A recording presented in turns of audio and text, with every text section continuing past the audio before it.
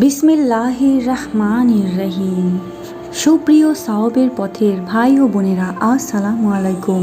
প্রিয় ভাই ও বোনেরা, আল্লাহ তাআলা যে 4 মাসে যুদ্ধ বিগ্রহ সম্পূর্ণরূপে নিষেধ করেছেন, সে মাসগুলোকে বিশেষভাবে সম্মানিত করেছেন। মুহররম তার মধ্যে অন্যতম। এটি হিজরি বর্ষপুঞ্জির প্রথম মাস। মুহররম মাসের 10 তারিখকে আশুরা বলা হয়। আশুরার দিনে অনেক নবীর দোয়া কবুল করেছেন আল্লাহ তাআলা, তাই এই দিন দোয়া কবুলের দিন। আশুরার দিন মক্কার মানুষ রোজা রাখত এবং কাবা ঘরের গিলাফ পরিবর্তন করত। নবীজি সাল্লাল্লাহু আলাইহি ওয়াসাল্লাম এই দিনে রোজা রাখেন এবং অন্যদের রোজা রাখার উৎসাহ নির্দেশ দিতেন। এছাড়াও রমজানের রোজার আগে আশুরার রোজাই ফরজ ছিল। রমজানের রোজা ফরজ হলে আশুরার রোজা মুস্তাহাব পর্যায়ে ঐচ্ছিক ইবাদত হিসেবে গণ্য করা হয়। আশুরার দিনে তওবা কবুল হওয়া এবং আল্লাহর পক্ষ থেকে মুক্তি, নিরাপত্তা এবং সাহায্য লাভ করার ইতিহাস রয়েছে মুহররম মাসের সঙ্গে। হযরত আলী রাদিয়াল্লাহু আনহু বলেন, এক ব্যক্তি হযরত রাসূলুল্লাহ সাল্লাল্লাহু আলাইহি ওয়াসাল্লামকে জিজ্ঞেস করলেন, হে আল্লাহর রাসূল, রমজানের পর আপনি কোন মাসে রোজা রাখতে নির্দেশ দেন?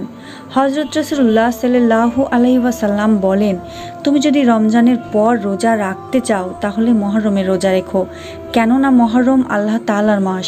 এই মাসে এমন একটি দিন রয়েছে যে দিন আল্লাহ তাআলা অতীতে অনেকের তাওবা কবুল করেছেন এবং ভবিষ্যতেও অনেকের তাওবা কবুল করবেন। এক হাদিসে নবীজি সাল্লাল্লাহু আলাইহি ওয়াসাল্লাম বলেছেন, মুহররম হচ্ছে আল্লাহ তাআলার মাস। এ মাসে এমন এক দিন অর্থাৎ আশুরা রয়েছে যেদিন আল্লাহ তাআলা অতীতে অনেকের তওবা কবুল করেছেন এবং ভবিষ্যতে অনেকের তওবা কবুল করবেন। আমাদের উচিত আশুরার আজকের দিনে রোজা রেখে আন্তরিকভাবে আল্লাহ তাআলার নিকট তওবা করা, বেশি বেশি তওবা ইস্তেগফারের দোয়াগুলো যথাযথভাবে পাঠ করা। তওবার বিভিন্ন দোয়ার উল্লেখও হাদিসে রয়েছে, এমনকি কিতাবে আশুরার দিনেও দোয়া পাওয়া যায়। যেমন আস্তাগফিরুল্লাহাল আযীমাল্লাযী লা ইলাহা ইল্লা হুয়াল হাইয়ুল কাইয়্যুম ওয়া আতুবু ইলাইহি, অর্থাৎ মহান আল্লাহর নিকট আমি ক্ষমা চাই, যিনি ছাড়া কোনো উপাস্য নেই, যিনি চিরঞ্জীব, চিরস্থায়ী, এবং আমি তার কাছে তওবা করি। হাদিসে এসেছে যে ব্যক্তি এই দোয়া পড়ে তাকে ক্ষমা করে দেওয়া হয়, যদিও সে রণক্ষেত্র থেকে পলায়ন করে থাকে। এছাড়াও রাব্বিক ফিরলি ওয়া আতুবু আলাইয়া ইন্নাকা আনতাত তাওয়াবুর রহিম, অর্থাৎ হে আমার রব, আমাকে মাফ করুন, আমার তওবা কবুল করুন, নিশ্চয়ই আপনি তওবা কবুলকারী পরম দয়াময়। ইবনে উমর রাদিয়াল্লাহু আনহু বলেন, আমরা গুণে দেখতাম যে নবী করিম সাল্লাল্লাহু আলাইহি ওয়াসাল্লামের একই মজলিসে দোয়াটি 100 বার পর্যন্ত পাঠ করেছেন এবং সেই দোয়াটি হলো সুবহানাল্লাহি ওয়া বিহামদিহি আস্তাগফিরুল্লাহ ওয়া আতুবু ইলাইহি, অর্থাৎ আমি আল্লাহ তাআলার প্রশংসা সহ পবিত্রতা ঘোষণা করছি, আল্লাহ তাআলার নিকট ক্ষমা প্রার্থনা করছি এবং আল্লাহ তাআলার নিকট তওবা করছি।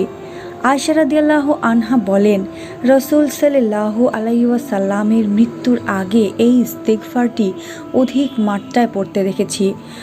সেটি হচ্ছে আস্তাগফিরুল্লাহ ওয়া আতুবু ইলাইহি, অর্থাৎ আমি আল্লাহ তাআলার নিকট ক্ষমা চাচ্ছি এবং তার নিকট তওবা করছি। হযরত আবু হুরায়রা রাদিয়াল্লাহু আনহু বলেন, আমি রাসূল সাল্লাল্লাহু আলাইহি ওয়াসাল্লামের চেয়ে আর কাউকে এটি অধিক পরিমাণে পড়তে দেখিনি। প্রিয় ভাই ও বোনেরা, হযরত আবু হুরায়রা থেকে বর্ণিত রয়েছে যে নবী করিম সাল্লাল্লাহু আলাইহি ওয়াসাল্লাম বলেন, রোজাদারের জন্য 2টি আনন্দ রয়েছে। একটি আনন্দ হচ্ছে যখন সে ইফতার করে, আরেকটি হচ্ছে যখন সে প্রভুর সঙ্গে সাক্ষাৎ করে। রোজাদারের দোয়া কবুলের সংবাদও দেওয়া হয়েছে হাদিসে। নবী সাল্লাল্লাহু আলাইহি ওয়াসাল্লাম বলেন, 3 ব্যক্তির দোয়া অগ্রাহ্য করা হয় না, পিতামাতার দোয়া, রোজাদারের দোয়া এবং মুসাফিরের দোয়া।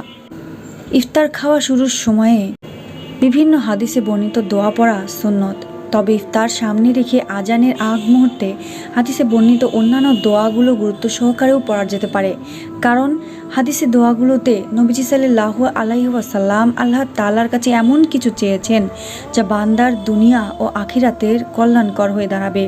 তার মধ্যে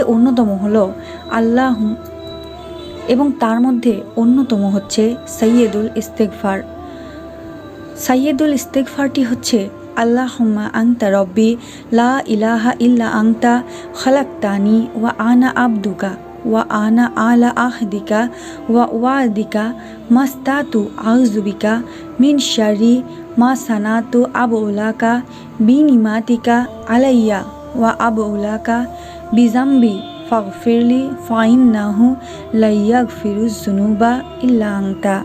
অর্থাৎ, হে আল্লাহ, তুমি আমার রব, তুমি ছাড়া আর কোনো মাবুদ নেই। তুমি আমাকে সৃষ্টি করেছ, আমি তোমার বান্দা। আমি তোমার ওয়াদা ও অঙ্গীকারের উপর শ্রদ্ধা অনুযায়ী প্রতিষ্ঠিত। আমি অনিষ্টকর যা কিছু করেছি তা থেকে তোমার কাছে আশ্রয় প্রার্থনা করছি। আমার উপর তোমার যে নিয়ামত রয়েছে তার স্বীকৃতি দিচ্ছি। তোমার নিকট আমার গুনাহের স্বীকৃতি দিচ্ছি। সুতরাং তুমি আমাকে ক্ষমা করে দাও, কেননা তুমি ছাড়া আর কেউ গুনাহ ক্ষমা করতে পারে না। প্রিয় ভাই ও বোনেরা, এই সময় বেশি বেশি ইস্তেগফার পড়া যেতে পারে। যেমন ছোট্ট একটি ইস্তেগফার, আস্তাগফিরুল্লাহ, অর্থাৎ আমি আল্লাহ তাআলার নিকট ক্ষমা প্রার্থনা করছি। লা হাওলা ওয়ালা কুওয়াতা ইল্লা বিল্লাহ, অর্থাৎ আল্লাহ তাআলার আশ্রয় ও শক্তি ছাড়া আর কোনো ক্ষমতা নেই। এছাড়াও এই সময় বেশি বেশি জিকির আজগার করা উচিত। আল্লাহ তাআলা মুসলিম উম্মাহকে আজকের আশুরার ইফতারের সময় আলোচনার এই আমলগুলোর প্রতি যথাযথ খেয়াল করার পাশাপাশি এই আশুরাকে গুনাহ মাফের উত্তম উপায় হিসাবে আমাদের সবাইকে গ্রহণ করার তৌফিক দান করুন। আমিন।